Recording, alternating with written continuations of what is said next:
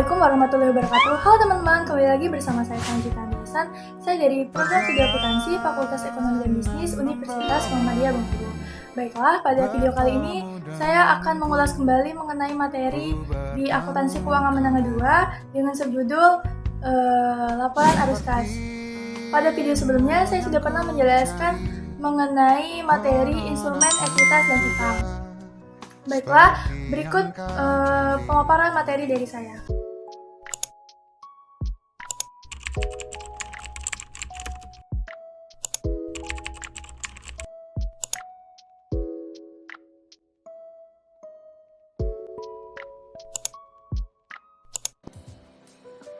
Baiklah, yang pertama saya akan menjelaskan terlebih dahulu definisi dari laporan arus kas. Laporan arus kas adalah laporan keuangan yang menyajikan informasi yang relevan tentang penerimaan dan pengeluaran kas suatu entitas ekonomi dalam suatu periode akuntansi. Berikutnya, ada tujuan dari laporan arus kas. Yang pertama yaitu memprediksi arus kas di periode berikutnya berdasarkan data dari laporan keuangan arus kas di periode saat ini. Yang kedua, menentukan pembayaran mana saja yang wajib dibayarkan sesuai kemampuan perusahaan. Yang ketiga, sebagai dasar untuk mengambil keputusan para manajer keuangan untuk memperbaiki dan meningkatkan kinerja perusahaan. Yang keempat, sebagai pelaporan terkait laba bersih apabila ada perubahan terhadap kas perusahaan. Adapun manfaat dari laporan arus kas, yang pertama yaitu memberikan informasi tentang penerimaan kas dan pembayaran kas perusahaan selama satu periode. Yang kedua, memberikan informasi berbasis kas tentang aktivitas operasi investasi dan pendanaan perusahaan.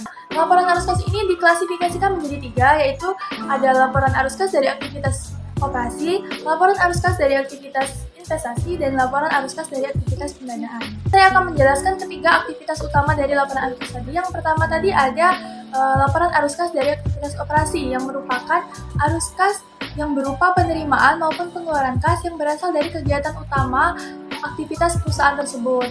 Untuk arus kas masuk dari aktivitas operasi perusahaan ini seperti penerimaan dari penjualan barang atau jasa secara tunai, penerimaan pelunasan piutang usaha, penerimaan royalti, fee komisi, dan pendapatan bunga serta pendapatan dividen.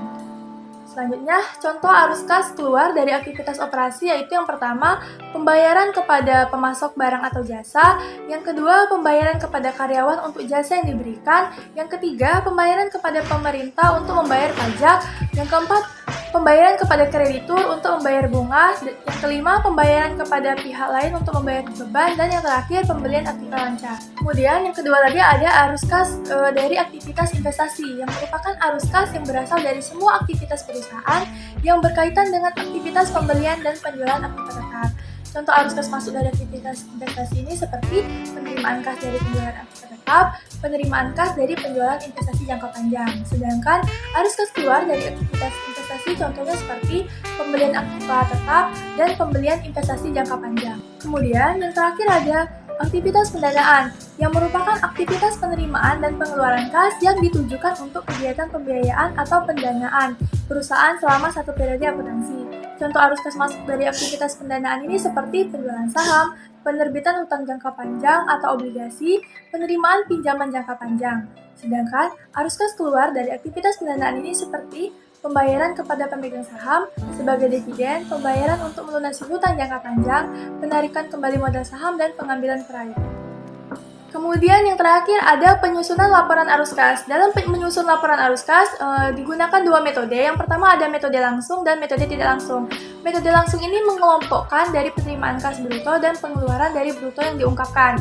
Sedangkan metode tidak langsung ini laba atau rugi disesuaikan dengan mengoreksi pengaruh dan transaksi, bukan kas, seperti penangguhan deferral atau aktual dari penerimaan atau pembayaran kas untuk operasi di masa lalu.